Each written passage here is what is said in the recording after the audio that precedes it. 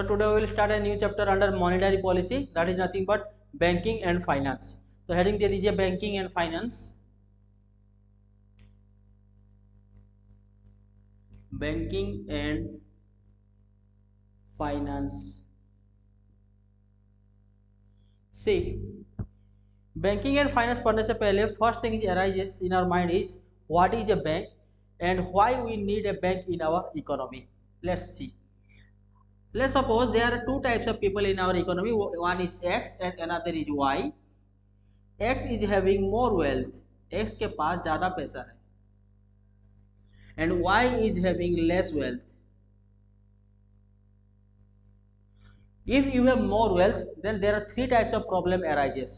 First one is your expenditure will increases. अगर आपके पास ज़्यादा कैश होगा तो आपको खर्चा करने का ज़्यादा मन करेगा. Then expenditure will be more. Second one is your cash will be constant. अगर आप अपने घर पे पैसा रखे रहेंगे तो आपको इंटरेस्ट कुछ थोड़ी मिलेगा, नहीं मिलने वाला है. तो आपका पास जितना भी पैसा होगा वो हमेशा कांस्टेंट होकर रहेगा. तो थर्ड प्रॉब्लम इज थेफ्ट. चोरी होने का भी पॉसिबिलिटीज है. यहाँ पर देखिए वाई के पास ज़्यादा पैसा नहीं है. Y is having less wealth.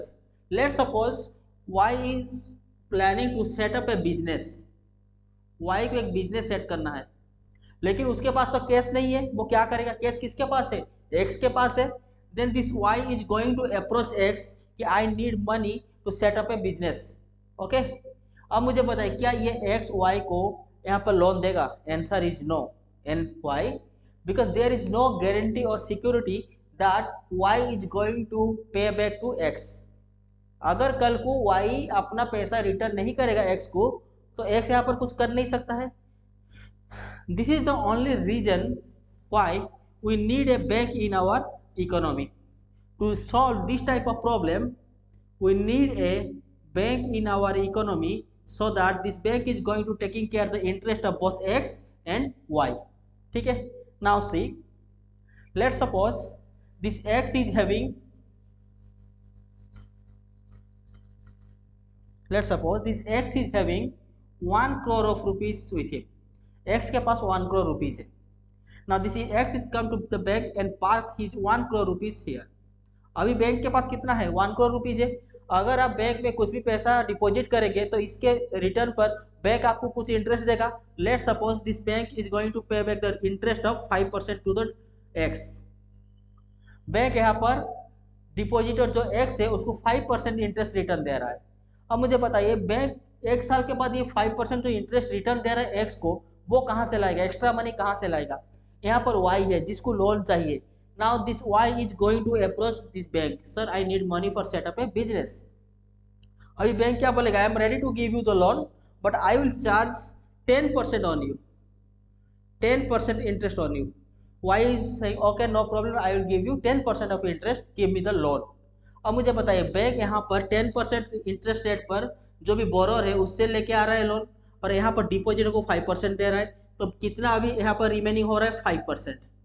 This 5% is nothing but the income or profit of the bank. This is how a bank is running in our economy. एक हैंड से बैंक क्या करता है? डिपॉजिट से पैसा लेके आता है, और दूसरे हैंड पर क्या करता है? जो यहाँ पर बोरोर है उसको वो लोन प्रोवाइड कर देता है, और जितना भी यहाँ पर उसका प्रॉफिट होता है this is nothing but the income of the bank.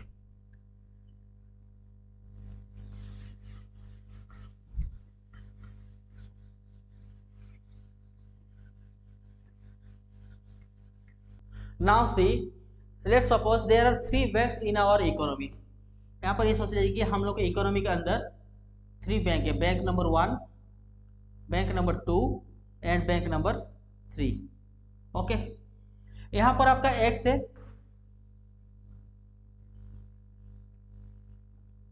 Sorry, यहाँ पर एक्स है जिसके पास 1 करोड़ रुपीज है.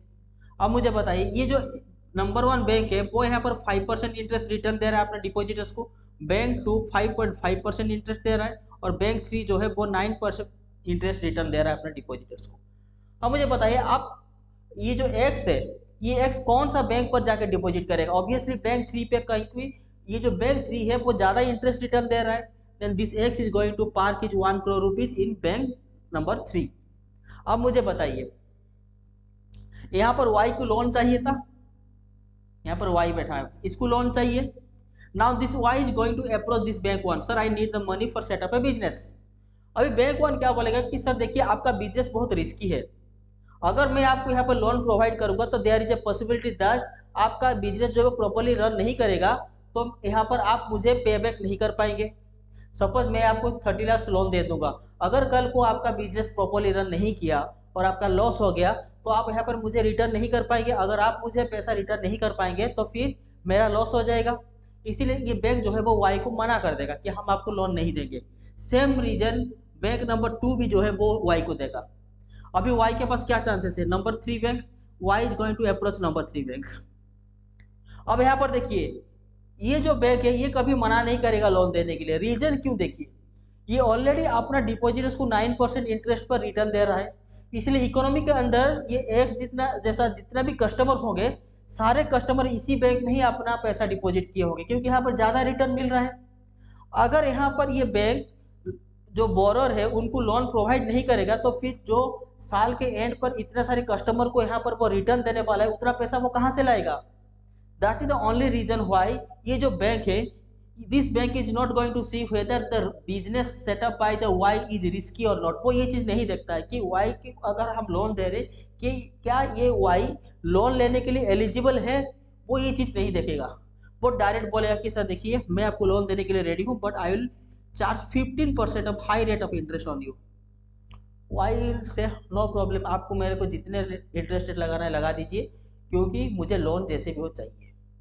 यहाँ पर जो बैंक थ्री का गलती ये हो रहा है कि वो ये नहीं देख रहा है कि वाई का बिजनेस रिस्की है या नहीं है, क्या यहाँ पर मेरा लॉस होने का पॉसिबिलिटीज है, वो ये चीज़ नहीं देख रहा है। क्यों नहीं देख रहा है, क्योंकि यहाँ पर जितने भी सारे कस्टमर्स हैं यहाँ पर ह्यूज केस यहाँ पर इन्वेस्टमेंट किए हैं, साल के एंड पर इन सभी को रिटर्न देना है, तो अगर इन सारे को रिटर्न देना है तो उसके लिए ज़्यादा कैश की भी जरूरत होगा, तो उस केस को भरपाई करने के लिए वो यहाँ पर ये नहीं देखेगा कि किसको लोन की जरूरत है, वो क्राइटेरिया नहीं देखने वाले, वो सबको यहाँ पर लोन दे देगा।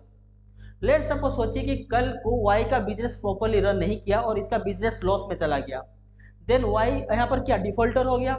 अभी ये वाई जितना भी लोन लिया होगा इस बैंक से वो यहाँ पर क्या करेगा, रिटर्न नहीं कर पाएगा। अब मुझे बताइए अगर वाई बैंक को पैसा रिटर्न नहीं कर पा रहा है तो लॉस किसका है, क्या ये बैंक का लॉस है या ये डिपॉजिटर जो एक्स है उसका लॉस है। कभी भी बैंक का सर लॉस नहीं होता है, reason is this money is belongs to the depositors only. यहाँ पर जो भी पैसा है सारे डिपॉजिटर्स के पैसे हैं, बैंक का पैसा नहीं है। अगर यहाँ पर वाई रिटर्न नहीं कर पाया अपना लोन तो loss is belongs to the X. कल को अगर एक्स आके बैंक को बोलेगा कि सर मैंने यहाँ पर अपना 1 करोड़ रुपीज रखा था, I need my money back, तो बैंक क्या बोलेगा, सर सॉरी मेरे पास इतना कैश अभी अवेलेबल नहीं है क्योंकि मेरे पास से जो सब लोन लेके गए थे वो लोग डिफॉल्टर हो चुके हैं, उनका बिजनेस लॉस में चला गया है, इसलिए वो लोग अपना लोन यहाँ पर रिटर्न नहीं किए हैं अभी तक, जब वो लोग रिटर्न करेंगे तो मैं आपको दे दूंगा। पर मुझे पता है क्या ये वाई कभी बैंक को रिटर्न कर पाएगा, नहीं कर पाएगा, तो लॉस किसका होगा सर, एक्स का लॉस होगा, बैंक का कभी भी लॉस नहीं होता है। This is the only reason why for taking care the interest of these depositors we need a central bank in our economy and India the central bank name is RBI। RBI इसीलिए ही बना हुआ था कि यहाँ पर जितने भी सारे कंट्री के अंदर डिपॉजिटर्स है उनका पैसा जो भी ये लोग अपने बैंक में डिपॉजिट कर रहे हैं उनका यहाँ पर लॉस ना हो। For taking care the interest of these depositors only RBI is there in our country to control all the banks। Okay, if RBI will be not there then this type of unfair competition will be happen in our economy in between the banks। ये तो unfair competition है, कोई 5% दे रहा है, कोई 5.5 दे रहा है, कोई 10% देगा, कोई कल को 15% दे देगा। जो भी बैंक यहाँ पर ज़्यादा रिटर्न देगा डिपॉजिट उसमें आके पैसा इन्वेस्टमेंट कर देंगे और यहाँ पर वो किसी को भी लोन दे देगा, ये नहीं देखिएगा कि वो लोन लेने का क्राइटेरिया क्या है। बाद में जब ये जो बोरर है वो यहाँ पर अपना पैसा रिटर्न नहीं कर पाएंगे तो यहाँ पर लॉस किसका हो जाएगा, डिपॉजिटर्स का हो जाएगा। So taking care for the interest only RBI is there in our country. सारे कंट्री के अंदर एक सेंट्रल बैंक होता है सर, ठीक है। डस्टर से मिटाने से ये जाता नहीं है इसलिए।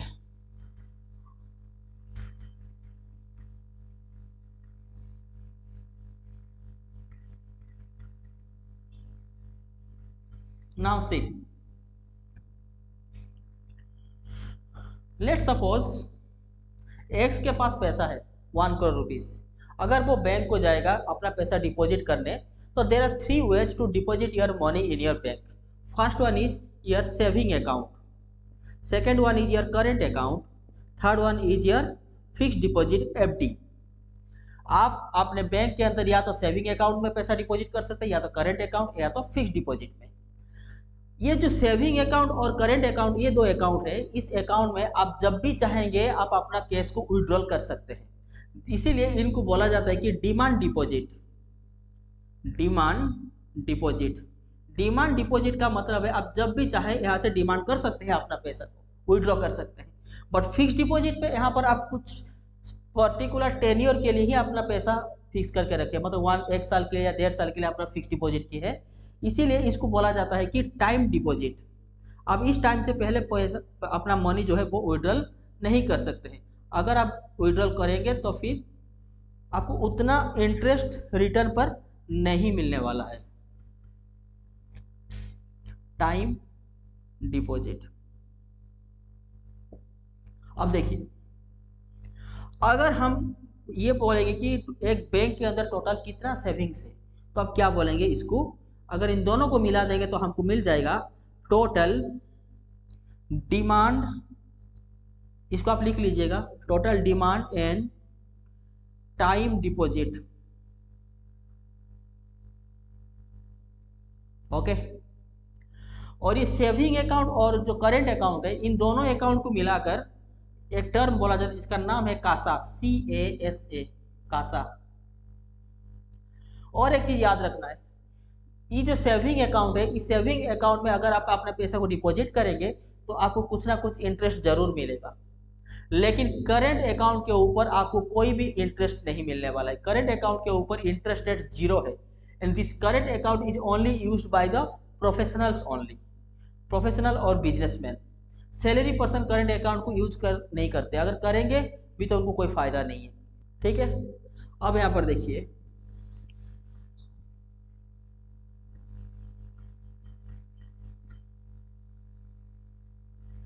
इसको रहने देते हैं, total demand and time deposits को।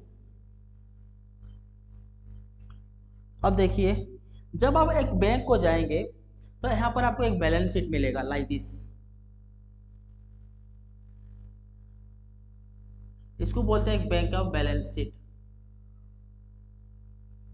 एक साइड आपका होंगे लाइबिलिटीज, लाइबिलिटीज, और दूसरे साइड में होंगे आपका एसेट्स। लाइबिलिटीज क्या है, एसेट्स क्या है, आप देखिए, अगर आपके पास एक मोबाइल है, वो मोबाइल आप ही का है, तो वो आपका एसेट्स है। अगर आपके नाम पर एक घर है तो वो घर आपका एसेट्स है। अगर लाइबिलिटीज क्या होता है, सपोज आप गए हैं दुकान, 20 रुपीज़ का मैगी खरीदे और आपके पास कैश नहीं है, तो आप दुकानदार को क्या बोलेंगे, सर मेरे पास कैश नहीं है, मैं कल आपको वापस कर दूंगा। ठीक है। जितना रुपया आप अगर किसी को वापस करेंगे बाद में लेटर में, तो उसको बोलते हैं आपको लाइबिलिटीज।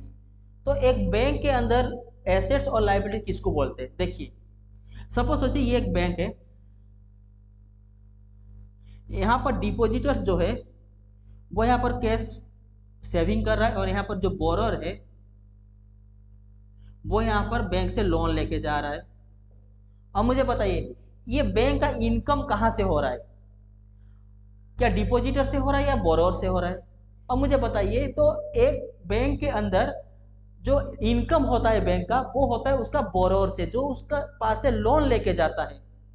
अगर एक बैंक को अपने डिपॉजिटर को 5% इंटरेस्ट रिटर्न करना होगा, तो वो अपने बोरोवर से 10% इंटरेस्ट लेके आता है। ठीक है। तो 5% जो बच जाता है वो होता है आपका क्या, बैंक का इनकम। तो ये जो इनकम कहाँ से जनरेट हो रहा है, बोरोवर से, जो लोन लेके जाता है बैंक से। तो यहाँ पर एक बैंक के अंदर जो बोरोवर है, जो लोन लेता है, उसको हम बोलते हैं एसेट्स, और जो यहाँ पर डिपॉजिट करता है, जो डिपॉजिटर है, बैंक को क्या करना है, उसको पैसा वापस करना है, इसीलिए डिपॉजिटर्स जो है उनको हम बोलते हैं लाइबिलिटीज। तो ये जो लाइबिलिटीज वर्ड है, उस वर्ड में से एक टर्म निकल के आता है total demand and time liabilities, जिसको बोलते हैं DTL, इनमें से और एक टर्म निकल के आता है net demand and time liabilities. ये दोनों चीज क्या है देखिए, जिसको बोलते हैं हम एनडीटीएल। इसके बारे में बाद में पूरा डिटेल्स पढ़ेंगे, लेकिन अभी इसका इंट्रोडक्शन जो है वो आप देख लीजिए क्या है ये चीज। लेट सपोज सोचिए यहाँ पर एनडीटीएल और डीटीएल क्या है देखिए। सोचिए यहाँ पर इकोनॉमी के अंदर एचडीएफसी बैंक है। एचडीएफसी बैंक के अंदर 20,000 करोड़ रुपीज है, 20,000 करोड़ रुपीज है अभी, ठीक है। लेकिन इसके पास इतने कस्टमर्स नहीं है लोन लेने के लिए। अगर इसके पास इतने कस्टमर्स नहीं होंगे लोन लेने के लिए, तो ये तो बैंक का लॉस ही है, क्योंकि एक साल के बाद ये जो 20,000 करोड़ रुपीज इसके पास है वो किसका है, डिपॉजिटर्स का है। उनको कुछ इंटरेस्ट यहाँ पर रिटर्न करना है एचडीएफसी बैंक को। तो एचडीएफसी बैंक क्या करेगा, उनमें से 1,000 करोड़ रुपीज जो है वो यहाँ पर एसबीआई के अंदर जाके पार कर देगा। वो एसबीआई को बोलेगा सर देखिए, इंडिया के अंदर आप सबसे बड़े बैंक है, आपके ज़्यादा कस्टमर है, मेरे पास इतना कस्टमर नहीं है, तो मैं क्या करता हूँ अपना 1,000 करोड़ रुपये जो है वो आपके बैंक में फिक्स डिपॉजिट कर रहा हूँ। एक साल के बाद जब ये मैच्योर हो जाएगा मैं इसको विड्रॉल करके ले जाऊँगा। उससे क्या होता है, एचडीएफसी का जितना लॉस होने का पॉसिबिलिटीज है वो लॉस थोड़ा मिनिमाइज हो जाता है। अब मुझे बताइए एचडीएफसी के पास कितना कैश था, 20,000 करोड़ था। उनमें से 1,000 करोड़ वो एसबीआई के अंदर डिपॉजिट कर दिया। अभी रिमेनिंग कितना बचा, 19,000 crore rupees. This 19,000 crore rupees is nothing but our NDTL, net demand and time liabilities. मैंने हमेशा एक चीज बोला है कि ग्रॉस और नेट के बीच में डिफरेंसेस क्या है। जब आप टोटल से लॉस को माइनस कर देते हैं तब आपको नेट मिलता है। अगर मैं यहाँ पर बोलूंगा कि टोटल कितना पैसा यहाँ पर एचडीएफसी के पास था, 20,000 crore rupees. This 20,000 crore rupees is nothing but our total demand and time liabilities, and this 19,000 crore rupees is nothing but our net demand and time liabilities। इसको डिमांड एंड टाइम लाइबिलिटीज क्यों बोलते हैं, लाइबिलिटीज की जगह assets क्यों नहीं बोलते हैं। अब देखिए पैसा लेना किसको है सर, डिपॉजिटर्स को लेना है। अगर सोचिए कि कल ये डिपॉजिटर्स जो यहाँ पर बैंक पर पैसा डिपॉजिट किया है, कल आके बोलेगा कि एचडीएफसी को सर हमको 2,000 करोड़ रुपीज हम आपके बैंक के अकाउंट पे रखे थे, हमको 2,000 करोड़ रुपीज कैश चाहिए। तो बैंक के अंदर कुछ तो कैश रिजर्व होके रहना चाहिए कि अपना डिपॉजिटर्स को दे सके। अभी मुझे बताइए बैंक के अंदर कितना रुपया, जो यहाँ पर जो 19,000 करोड़ रुपीज बचा है वो किसका है, डिपॉजिटर्स का है। अगर कोई डिपॉजिटर्स आके यहाँ पर अभी डिमांड करेगा तो एक एचडीएफसी बैंक मैक्सिमम कितना रुपीज अपना डिपॉजिटर्स को दे पाएगा, 19,000 करोड़ रुपीज दे पाएगा। किसको दे पाएगा, डिपॉजिटर्स को। Depositors is nothing but our liabilities. इसीलिए यहाँ पर ये जो 19,000 करोड़ रुपीज है इसको हम बोलते हैं net demand and time liabilities. That means अगर कोई भी टाइम पर अपना जो डिपॉजिटर्स है वो अगर बैंक के अंदर आके कैश अपना डिपॉजिट जो है वो डिमांड करेगा, तो एचडीएफसी के पास कितना रुपीज है भरपाई करने का, 19,000 करोड़ रुपीज कैश है अपना डिपॉजिटर्स को वापस करने के लिए। जब ये 1,000 करोड़ रुपीज एसबीआई के अंदर सेविंग नहीं किया था तब उसके पास कितना था, 20,000 करोड़ रुपीज था। This 20,000 crore rupees is nothing but the total demand and time liabilities. अगर कोई बैंक अपना कुछ कैश को दूसरे बैंक में डिपॉजिट करता है, उसको आप डिडक्ट कर दीजिए, जितना कैश अभी बच गया इस बैंक के पास, that is nothing but our NDTL. अभी यहाँ पर सोचिए कि एचडीएफसी और 500 करोड़ यहाँ पर बैंक ऑफ इंडिया के अंदर सेविंग करके रख दिया फिक्स डिपॉजिट। अब कितना पास अभी कैश बच गया इसके पास, 18,500 rupees. This 18,500 rupees is now the new NDTL of HDFC. Hope all of you get it.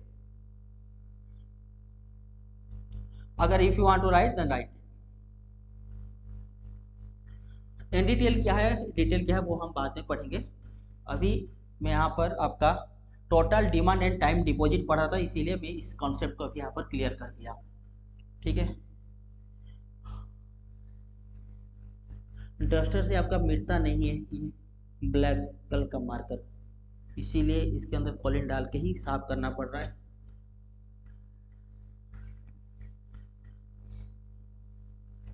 अब मुझे बताइए नेक्स्ट हेडिंग दे दीजिए RBI. Next topic is RBI. ये बहुत लंबा चलने वाला है, ध्यान से सुनिए। आपको ये चीज पता चल गया, RBI is the central bank of our country, ठीक है। आरबीआई इज रेगुलेटिंग अंडर, ये जो आरबीआई का ऑफिस है आरबीआई ऑफिस के अंदर ऑफिसर्स हैं, जो भी आरबीआई के अंदर ऑफिसर्स बैठे हैं वो आरबीआई को कंट्रोल करते हैं।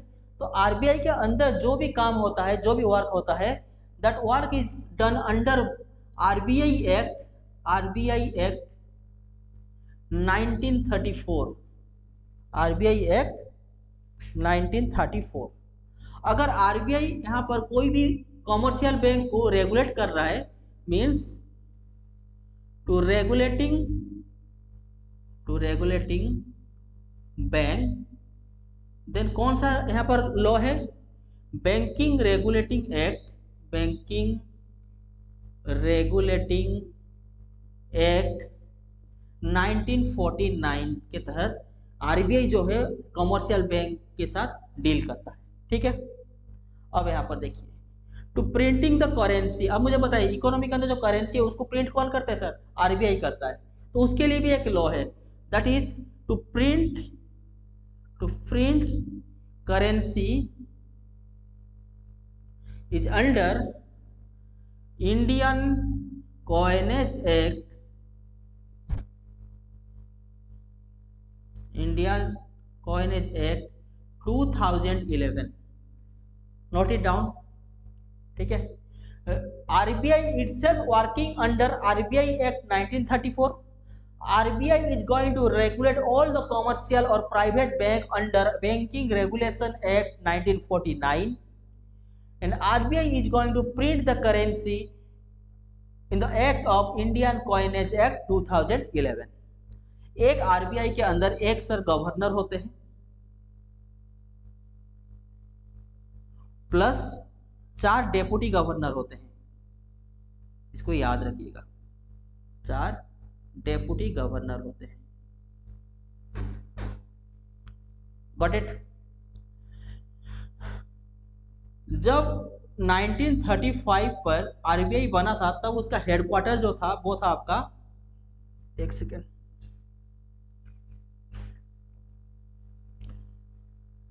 कलकत्ता। इसका हेडक्वार्टर था आपका कलकत्ता में। Then later on in 1937 it shifted to Mumbai. अभी भी मुंबई में ही आरबीआई का हेडक्वार्टर है। ठीक है, और एक चीज यहां पर देखिए, इसको मैं मिटा रहा हूं। From 1935 to 1949 RBI is acting as a independent body, is acting as independent body. Then from 1949 onwards, 1935 से 1949 तक आरबीआई जो काम करता वो एक इंडिपेंडेंट बॉडी था। But after the independence of India from 1949 ये जो RBI is undertaking by the government of India. 1949 के बाद गवर्नमेंट ऑफ इंडिया आरबीआई को एक गवर्नमेंटाइज बैंक करे। That means after 1949 RBI is acting as a nationalised bank. Nationalised bank, nationalised bank का मतलब होता है undertaking by the government of India. Now it's working under government of India. ठीक है, अगर आप ऑफिसेस के बात करें तो आरबीआई के पास अभी 19 रीजनल ऑफिस है प्लस 9 सब रीजनल ऑफिस है। तो मतलब टोटल आरबीआई के पास 28 ऑफिस है, उनमें से 19 ऑफिस जो है वो रीजनल ऑफिस है और 9 ऑफिस जो है वो सब रीजनल ऑफिस है। ओके,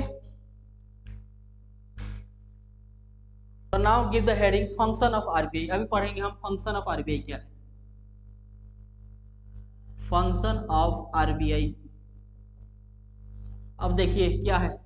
अगर आपको पैसे की जरूरत है, इफ यू वांट मनी और यू नीड मनी, आप कहाँ जाते हैं, कॉमर्शियल बैंक के पास जाते हैं, like RBI, sorry SBI, bank of India, ICICI, HDFC bank. अगर गवर्नमेंट ऑफ इंडिया को पैसे की जरूरत होगा तो वो कहाँ जाएगा, वो आरबीआई को जाएगा। This is the first function of RBI. देखिए यहाँ पर आप a normal people, if you want money then you will go to the commercial bank, commercial bank. अगर यहाँ पर गवर्नमेंट ऑफ इंडिया, यहाँ पर सोच लीजिए, अगर गवर्नमेंट ऑफ इंडिया को पैसे की जरूरत होगा तो वो कहाँ पर जाएगा sir? This government of India will go to the RBI.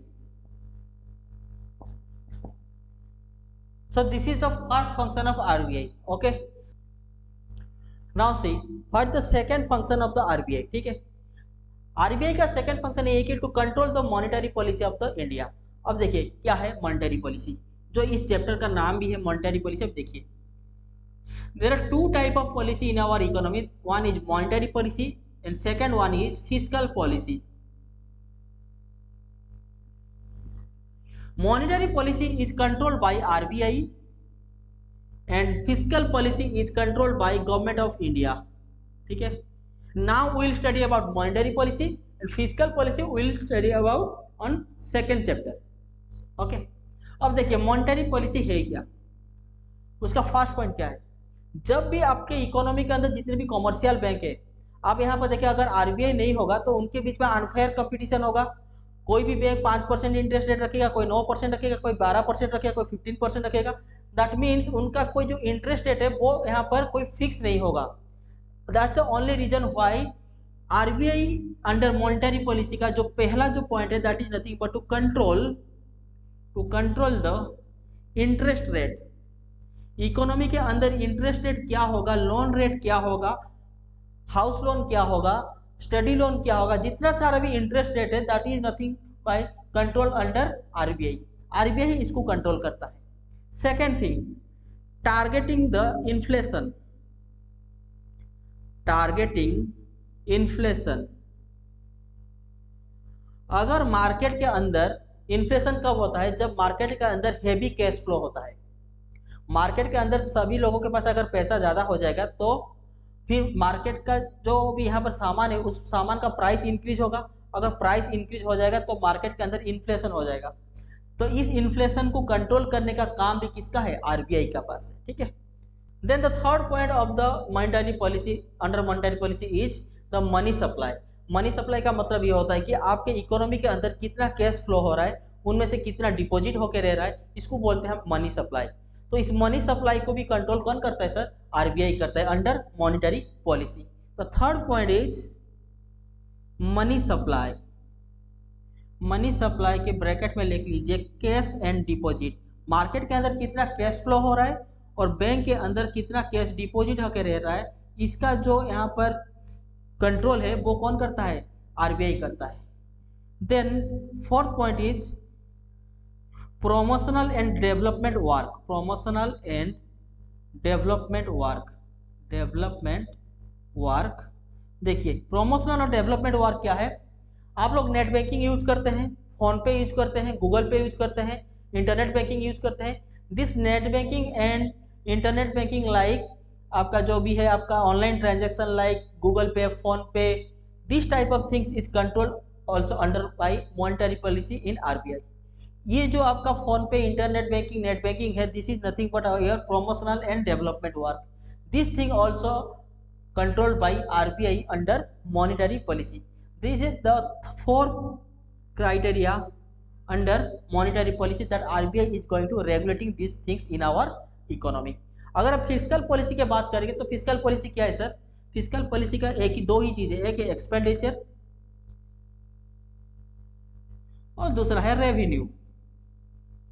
Market के अंदर गवर्नमेंट ऑफ इंडिया ये देखता है कितना रेवेन्यू कलेक्ट हो रहा है और कितना यहाँ पर वो एक्सपेंडिचर कर रहा है. That is nothing but our fiscal policy. We will study about fiscal policy on second chapter. Don't worry about this. Okay. अभी हम मॉनेटरी पॉलिसी के अंदर देखेंगे. तो दूसरा जो सेकंड टाइप ऑफ फंक्शन हो गया वो आपका मॉनेटरी फंक्शन हो गया.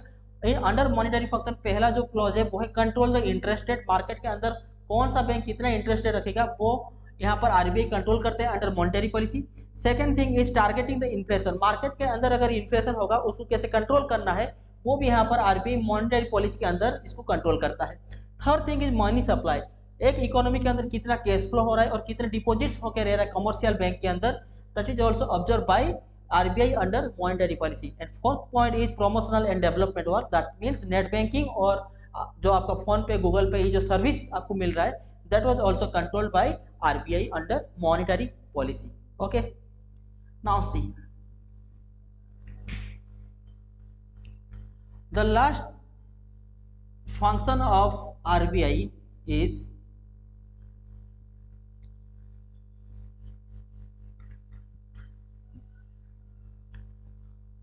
आरबीआई का लास्ट फंक्शन देखिए, government of India send RBI as an agent to the international organisation. That means यहाँ पर इंटरनेशनल ऑर्गेनाइजेशन सपोज यहाँ पर आईएमएफ है, इंटरनेशनल मॉनिटरी फंड, हर साल इसका मीटिंग होता है। तो इस मीटिंग को इंडिया की तरफ से कौन जाता है? देखिए sir, government of India international monetary fund का जो मीटिंग होता है वहां पर आरबीआई का जो गवर्नर है उनको वो भेजते हैं। देन यहाँ पर आप बोल सकते हैं कि RBI is acting as an agent to the government of India. अब देखिए, गवर्नमेंट ऑफ इंडिया का जो फाइनेंस मिनिस्टर है उनको तो कुछ इतना इकोनॉमिक्स के ऊपर नॉलेज नहीं है, तो इससे अच्छा बेइज्जती होने से अच्छा यही ऐसे किसी इंसान को भेजो जिसको इकोनॉमिक्स के ऊपर नॉलेज हो। तो इसलिए वो क्या करते हैं, आरबीआई का जो गवर्नर होते हैं उनको यहाँ पर आईएमएफ में वो भेजते हैं। अगर आप आईएमएफ की वेबसाइट पर जाएंगे तो इस आईएमएफ के वेबसाइट पर इंडिया के पास यहाँ पर नीचे लिखा रहेगा, पहले कॉलम पे रहेगा आरबीआई गवर्नर शक्तिकांत दास के नाम, देन नीचे यहाँ पर लिखा रहेगा निर्मला सीतारमन फाइनेंस मिनिस्टर। इन दोनों का नाम आएगा, पहले आएगा शक्तिकांत दास, देन आएगा आपका निर्मला सीतारमन जो कि फाइनेंस मिनिस्टर है। ठीक है, so write down on function of RBI, notes लिखिए। पहला point, function of RBI, write down. RBI main function is to RBI main function is to act as a banker to the government, act as a banker to the government, that is both central and state, both central and state, मतलब central government हो या state government हो, अगर उनको पैसे की जरूरत है वो कहाँ पर जाएंगे? आरबीआई के पास जाएंगे। ठीक है, comma implement countries monetary policy, comma implements country's monetary policy, comma act as an agent of the government, act as an agent of the government and respect of India's membership and respect of India's membership to the International Monetary Fund, to the International Monetary Fund in bracket IMF, and perform various promotional and developmental work, and perform various promotional and developmental work. This is the first point under function of RBI. So write down the second point under function of the RBI. RBI also handling the borrowing program of the government, the borrowing program of the government. सी, ये क्या चीज है? देखिए, let suppose कल को government of India को 10,000 करोड़ रुपए की जरूरत हो गया, 10,000 crore rupees for the developmental work और welfare of the people. Government of India को 10,000 करोड़ रुपीस की जरूरत है। अभी मुझे बताइए, अगर गवर्नमेंट को पैसे की जरूरत होगा वो कहाँ पर जाएगा? आरबीआई के पास जाएगा। गवर्नमेंट ऑफ इंडिया यहाँ पर अप्रोच करेगा आरबीआई को, go and collect 10,000 crore rupees for me and give it to me 10,000 crore rupees. देखिए, गवर्नमेंट का काम पैसा कलेक्ट करना नहीं होता है, गवर्नमेंट का काम होता है कि डेवलपमेंटल वर्क करना और work for the welfare of the people. उसका काम ये नहीं कि वो कहाँ से पैसा लेगा, क्या करेगा, उसके लिए वो आरबीआई को रखा हुआ है। अगर इसको जरूरत होगा तो वो आरबीआई को बोलेगा go and collect the money and give it to me. Okay, अभी फ्रंट फेस कौन है? RBI. RBI will go to the market and collect the money for the government of India. So now listen story. एक दिन ऐसा है कि एक दिन आपके पेरेंट्स आपके पास आके बोलेंगे कि हम आज से आपको 50,000 कैश पर मंथ दे रहे हैं, आज से घर आप चलाओगे। ठीक है, घर का जो फाइनेंस मिनिस्ट्री का जो पोस्ट है वो आपको मिल जाता है इससे। Then you will think that I am the most powerful person in my house. Obviously, let's suppose one day while you are sleeping you saw a bad dream that you want to become an IAS officer.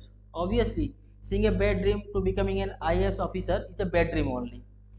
तो next day आप अपने parents को क्या बोलेंगे कि हमको IAS की तैयारी करना है, तो आपके पेरेंट्स क्या बोलेंगे? This is a very good idea, go and focus on IAS।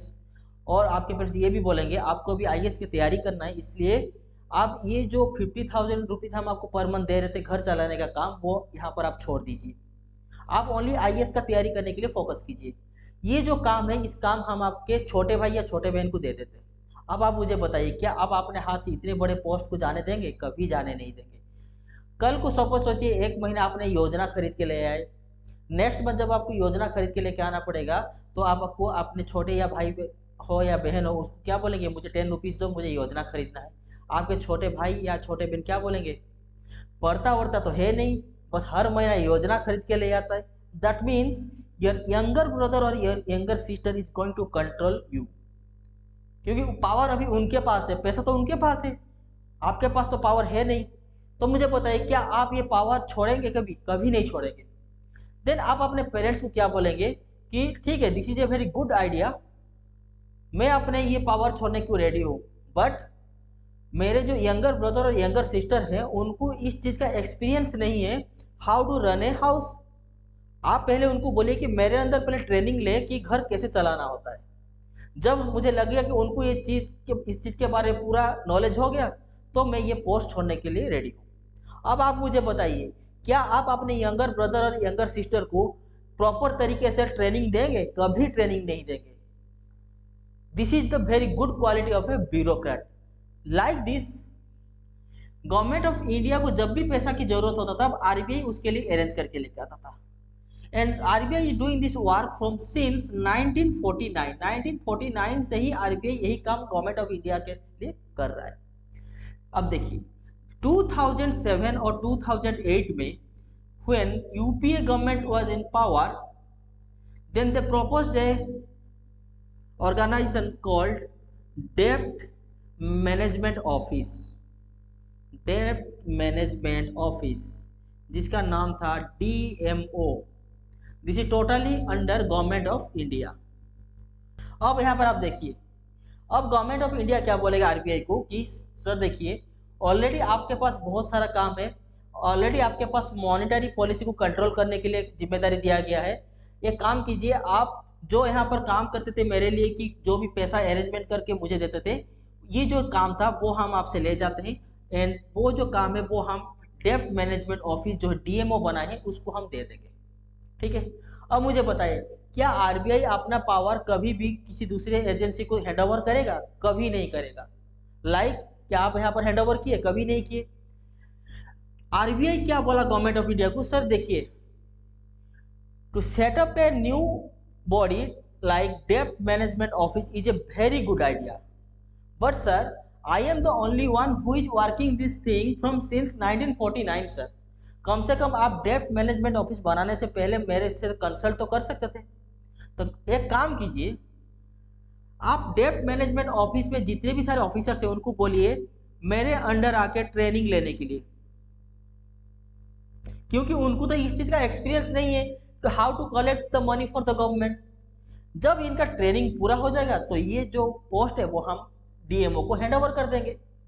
अब आप मुझे बताइए, क्या कभी भी आरबीआई इन लोगों को प्रॉपर ट्रेनिंग देगा? कभी नहीं देगा। एग्जाम्पल देखिए, from since 2008 to till date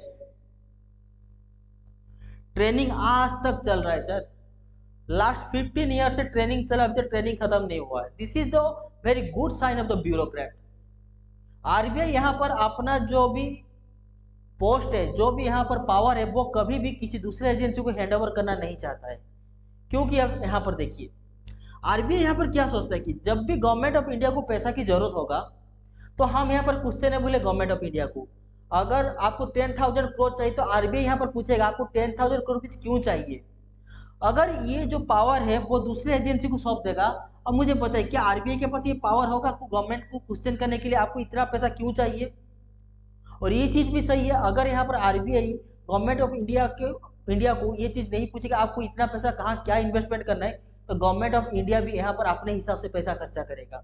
इसीलिए ये जो पावर है वो पावर आरबीआई कभी भी गवर्नमेंट ऑफ इंडिया को हैंडओवर करना नहीं चाहता था तब उस टाइम। ठीक है। अब देखिए, ये चीज तो हो गया 2007 एंड 2008 में, लेकिन जब 2014 में NDA government came into the power, same things happen. 2015 और 16 में एनडीए का गवर्नमेंट क्या किए, एक एजेंसी बनाई जिसका नाम है पब्लिक डेब्ट मैनेजमेंट ऑफिस। वो लोग डीएमओ बनाए थे, ये लोग बना दिए, सॉरी एजेंसी, पीडीएमए ये लोग बना दिए। And this time this PDMA is a total autonomous body. पहले जो डीएमओ था वो गवर्नमेंट और ऑर्गेनाइजेशन था, but this is a autonomous body. ठीक है। और इंडियन गवर्नमेंट ने क्या किया कि इसके ऊपर बिल पारित करने के लिए लोकसभा के अंदर इसको पेश करने वाला था, किया नहीं था, करने वाला था। Then RBI got to know about this. Then RBI government of India के पास जाके बोलता सर देखिए, to set up A dept public dept management agency is a very good idea, I don't have any problem with it, but sir I am the only one who is doing this work from since 1949 sir. कम से कम आप मेरे से consult तो कर सकते थे। एक काम कीजिए, आप पीडीएमए के अंदर जितने भी यहाँ पर ऑफिसर होंगे उनको बोलिए मेरे अंदर आके ट्रेनिंग लेने के लिए। जब ट्रेनिंग पूरा हो जाएगा तो मैं अपने पावर और जो पोस्ट है वो हैंड ओवर कर दूंगा पीडीएमओ को। गवर्नमेंट ऑफ इंडिया बोलता ठीक है, this a very also good idea. पर सर आरबीआई बोलता पर सर एक काम कीजिए, आप पहले जो पीडीएमए बनाने के लिए जो यहाँ पर बिल लेकर आए हैं लोकसभा के अंदर, पहले इसको डिलीट कर दीजिए, क्योंकि ये रूल्स है। अगर आप कोई भी बिल लोकसभा राज्यसभा से पारित कर देंगे तो वो एक्ट बन जाएगा। Once it got pass from Lok Sabha and Rajya Sabha, it's compulsory, it's bound to implement it. आपको ये इम्प्लीमेंट करना पूरा एकदम बाउंड हो जाएगा। इसीलिए आरबीआई क्या बोलता सर पहले काम कीजिए, पहले इसको आप लोकसभा के जो बिल के अंदर इंट्रोड्यूस किए हैं इसको आप पहले डिलीट कीजिए, ये बिल जो है वो पास मत कीजिए। उसके बाद पीडीएमए के अंदर एजेंसी के अंदर जितने भी ऑफिसर्स हैं उनको बोलिए मेरे ट्रेनिंग लेने के लिए। जब ट्रेनिंग पूरा हो जाएगा तो मैं ये पोस्ट और ये जो पावर है वो हैंड ओवर कर दूंगा। ठीक है। अब मैं बताता हूँ, फ्रॉम 2016 से आज तक ये जो ट्रेनिंग का प्रोग्राम है वो अभी तक शुरू ही नहीं हुआ है। कम से कम डीएमओ के अंदर ट्रेनिंग चल रहा है, लेकिन पीडीएमए के अंदर ये ट्रेनिंग अभी तक स्टार्ट ही नहीं हुआ है। और ये चीज गवर्नमेंट ऑफ इंडिया को अच्छे से पता भी चल गया कि आरबीआई कभी भी ये पावर हैंड ओवर नहीं करेगा। और गवर्नमेंट ऑफ इंडिया यहाँ से जबरदस्ती आरबीआई के साथ दुश्मनी नहीं ले सकता। मैं क्यों, इसका रीजन बताता हूँ। देखिए, ये इसलिए नहीं होगा क्योंकि जो भी यहाँ पर गवर्नमेंट के अंदर जो भी यहाँ पर मिनिस्टर सब बैठे हुए हैं उनको इकोनॉमिक्स के ऊपर इतना नॉलेज नहीं है। अगर ये लोग आरबीआई के साथ पंगा ले लेंगे तो फिर आरबीआई अपने हिसाब से काम करेगा। अगर आरबीआई यहाँ पर अपना मॉनेटरी पॉलिसी को ठीक से काम नहीं करेगा तो फिर मार्केट जो है हम लोग का इकोनॉमिक जो है वो अनस्टेबल हो जाएगा। अगर मार्केट या इकोनॉमी हम लोग का अनस्टेबल हो जाएगा तो फिर सारे कमोडिटी का प्राइस जो है वो इंक्रीज करेगा। अगर सारे कमोडिटी का प्राइस इंक्रीज कर गया तो मुझे पता है जो भी पार्टी अभी सरकार में है क्या वो पार्टी दोबारा चुन के आएगा? कभी नहीं आएगा। इसीलिए एनडीए गवर्नमेंट को ये चीज पता चल गया कि आरबीआई से पंगा लेने से अच्छा कुछ दूसरा ऐसे मीडियम ढूंढा जाए कि हमको ये चीज जो है वो इजी हो जाए करने के लिए। इसीलिए गवर्नमेंट ऑफ इंडिया ने और एक चीज यहाँ पर सुझाव दिया। उसके तहत गवर्नमेंट ऑफ इंडिया यहाँ पर 3 टाइप का ऑफिस बनाए। First one is front office, second one is middle office, third one is back office. ये क्या है अब देखिए, लेट सपोज यहाँ पर एक ये कोचिंग सेंटर है। इस कोचिंग सेंटर में फ्रंट फेस कौन है सर? मैं हूँ, मैं आप लोगों को पढ़ा रहा हूँ। बैक ऑफिस पे कौन है? जो मेरे लिए पीडीएफ बनाते हैं, जो मेरे लिए फाइल बनाते हैं, जो इस क्लासरूम को कैसे क्लास होगा उसके अरेंजमेंट करते हैं, सारे जो काम करते हैं वो हो गया आपके बैक ऑफिस के लोग। मिडिल ऑफिस में कौन है सर? इस कोचिंग सेंटर का जो ओनर है। आप लोग कभी भी एक कोचिंग सेंटर के ओनर को नहीं देखे होंगे, इसलिए उसको मिडिल ऑफिस बोला जाता है। अब देखिए, गवर्नमेंट ऑफ इंडिया को कितना चाहिए? 10,000 करोड़ रुपीज। सपोज सोचिए गवर्नमेंट ऑफ इंडिया को 10,000 करोड़ रुपीज चाहिए। तो मिडिल ऑफिस जो है यहाँ पर देखिए, front office is belongs to RBI. Front office का काम आरबीआई करेगा, बैक ऑफिस का काम जो है वो भी आरबीआई करेगा। बट ये जो मिडिल ऑफिस है, ये मिडिल ऑफिस का काम गवर्नमेंट ऑफ इंडिया ही करेंगे। इसके अंडर क्या है? Finance minister. तो मिडिल ऑफिस जो है वो फाइनेंस मिनिस्ट्री के अंदर रहेगा। अभी गवर्नमेंट ऑफ इंडिया को कितना चाहिए? 10,000 करोड़ रुपीज चाहिए। अभी ये जो कितना रुपया चाहिए आपको, 10,000 करोड़ रुपीज या 20,000 करोड़ रुपीज, वो यहाँ पर प्रपोज कौन करेगा? Government of India. Government of India ये बोलता है कि अब हमको कितना रुपये चाहिए। ये जो स्ट्रेटेजी है कि 10,000 चाहिए या 20,000 चाहिए, 30,000 चाहिए। ये जो फॉर्मूलेशन है इसको बोलते हैं फॉर्मूलेशन। मतलब आपको कितना इकोनॉमी के अंदर ग्रोथ करने के लिए कितना रुपए की जरूरत है, वो डिसाइड कौन करेगा? मिडिल ऑफिस करेगा। दैट मीन्स एक कोचिंग सेंटर कैसे रनिंग करेगा वो कौन डिसाइड करता है? उसका ओनर ही डिसाइड करता है। लाइक दिस, हमको यहाँ पर कितना रुपए की जरूरत है, 10,000 या 20,000 या 30,000 को, ये कौन डिसाइड करेगा? गवर्नमेंट ऑफ इंडिया यानी फाइनेंस मिनिस्टर। पहले क्या होता था? पहले भी गवर्नमेंट ऑफ इंडिया इसको डिसाइड करता था, पर आरबीआई इसको वेरीफाई भी करता था। आरबीआई क्वेश्चन करता था गवर्नमेंट ऑफ इंडिया को, आपको 10,000 करोड़ रुपये चाहिए तो क्यों चाहिए? पर यहाँ पर ये चीज नहीं हो पाएगा। अगर गवर्नमेंट ऑफ इंडिया ये बोल दिया कि मुझे 10,000 करोड़ रुपये चाहिए, मतलब मुझे चाहिए, आरबीआई यहाँ पर क्वेश्चन नहीं कर पाए क्यों आपको चाहिए, क्योंकि ये जो मिडिल ऑफिस का काम है, ये काम अभी government of India finance ministry के अंदर ले लिया। अभी ये क्या बोलेगा गवर्नमेंट ऑफ इंडिया की, हमको सपोज 10,000 करोड़ रुपीस अभी मार्केट से चाहिए। ये किसको बोल दिया? आरबीआई को। अब आरबीआई का काम क्या है? देखिए, आरबीआई का काम है टू इशू बॉन्ड। अब मार्केट में 10,000 करोड़ रुपीज कौन लेके जाए? मार्केट से 10,000 करोड़ रुपीज कौन लेकर आएगा? आरबीआई। इसलिए RBI is the front office. RBI ही जाएगा मार्केट में 10,000 करोड़ रुपीज कलेक्शन करने के लिए, इसीलिए आरबीआई को बोला था फ्रंट ऑफिस। और आरबीआई का काम है टू इशू ए बॉन्ड। यहाँ पर सपोज सोचिए गवर्नमेंट ऑफ इंडिया को 10,000 करोड़ रुपए चाहिए। सपोज मार्केट में आरबीआई जाने के बाद सबको बोलता है कि गवर्नमेंट ऑफ इंडिया को 10,000 करोड़ रुपए चाहिए, मेरे पास एक 10,000 करोड़ रुपीज का बॉन्ड है। बॉन्ड किसको बोलते हैं? अब देखिए, जैसे कि आप बैंक में जाएंगे फिक्स डिपॉजिट करने के लिए, सपोज आप 1 लाख रुपया फिक्स डिपॉजिट किए, तो बैंक आपको फिक्स डिपॉजिट का एक सर्टिफिकेट देता है फॉर द प्रूफ कि हाँ आपने यहाँ पर 1 लाख का फिक्स डिपॉजिट जमा करके रखे। वैसे ही 10, अगर सपोज सोचिए यहाँ पर मार्केट के अंदर एक कस्टमर है जिसके पास 10,000 करोड़ रुपीज है। अभी वो बोलेगा आरबीआई को, ठीक है मैं आपको 10,000 करोड़ रुपीज देने के लिए रेडी हूँ, पर क्या प्रूफ है कि मैंने आपको दिया 10,000 करोड़? उसके लिए आप मुझे कुछ प्रूफ दीजिए।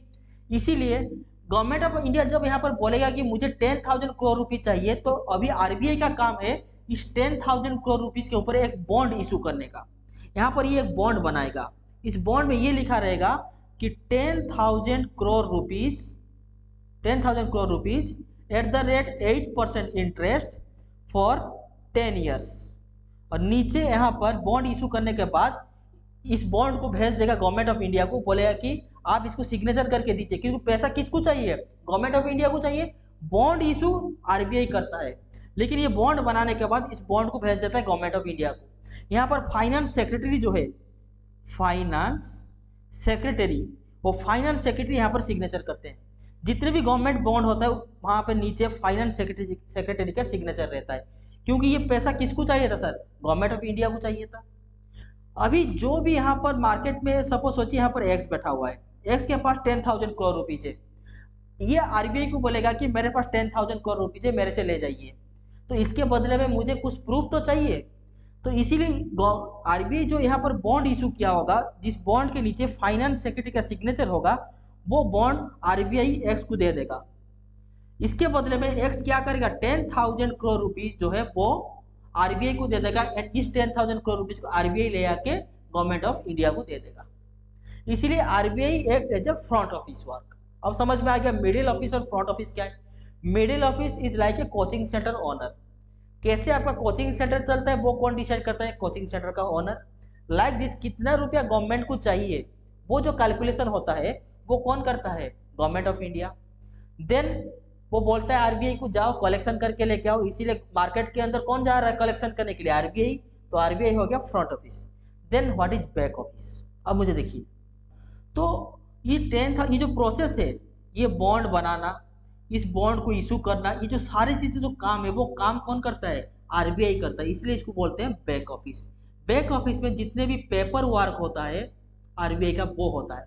मतलब कोचिंग सेंटर में बैक ऑफिस में कौन है? जो लोग नोट्स बनाते हैं, जो लोग पीडीएफ बनाते हैं, ठीक है, जो लोग आके पहले अगर कोई टीचर आके पढ़ाने लगते तो उससे पहले मार्कर में इंक है या नहीं, सारे जो मैनेजमेंट है वो है आपका बैक ऑफिस। लाइक दिस, यहाँ पर जितने भी बॉन्ड, यहाँ पर जितने भी सारे काम हो रहा है, इसका पेपर वर्क जो है वो यहाँ पर बैक ऑफिस में आरबीआई के द्वारा होता है।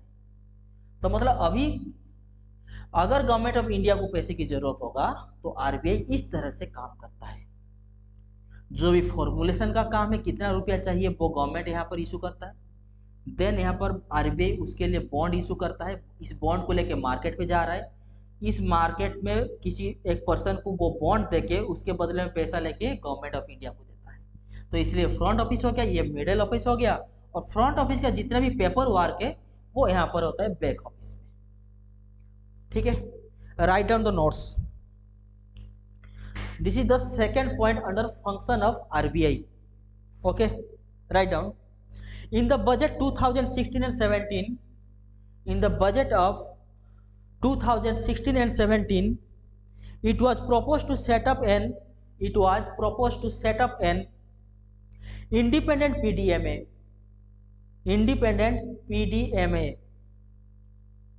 In practice with most of the other countries, सारे कंट्रीज में इस तरह से ही काम होता है। ठीक है, in practice with most of the other countries to handle the government borrowing program, okay, next point under PDMA only.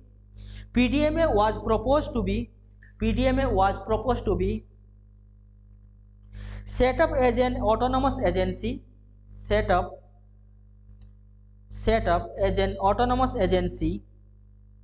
that will act as an investment banker to the government,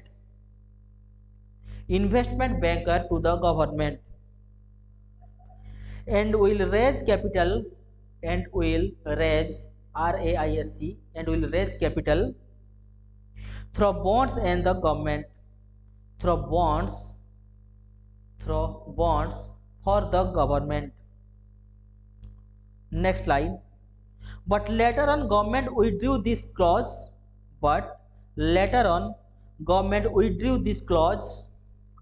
and proposed that it will set up after having a proper consultation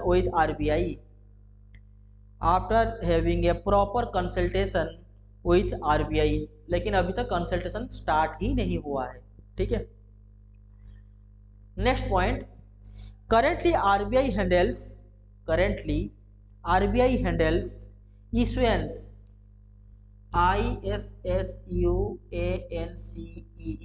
issuance means issue a bond,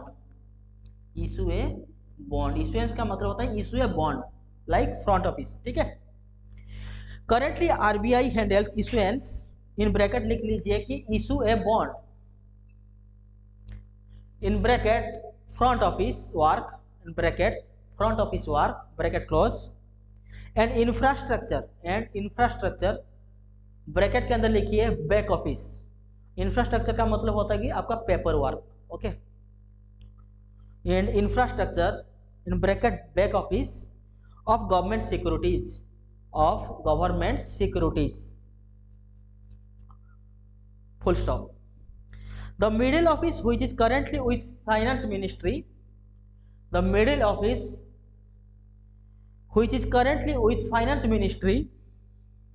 handles the formulation of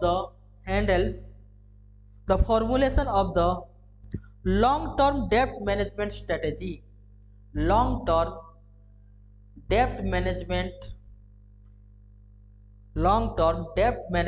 strategy, okay. So अभी आप function के अंदर क्या पढ़े? पहला first one is RBI के अंदर जो भी फंक्शन है, पहला हो गया आपका मॉनिटरी पॉलिसी को कैसे कंट्रोल करना होता है। सेकंड वन इज बोरोइंग, अगर गवर्नमेंट को पैसा चाहिए तो आरबीआई उसको किस तरह से मार्केट से ला के गवर्नमेंट को यहाँ पर प्रोवाइड करता है, उसके बारे में हम पढ़े।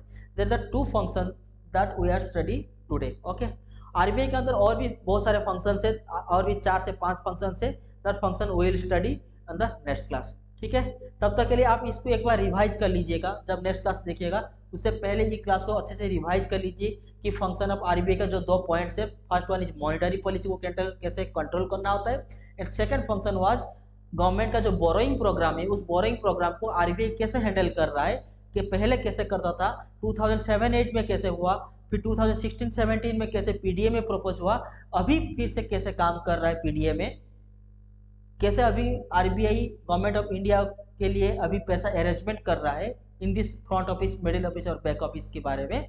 इसको अच्छे से एक बार रिवाइज कर लीजिए, then will start the third function of RBI in the next class. Okay, so that's it for the today's classes. अगर ये वीडियो आपको अच्छा लगा then like it and subscribe the channel so that you will get the notification when I am going to upload the next video. Okay, ठीक है, मिलते हैं in the next class. Thank you.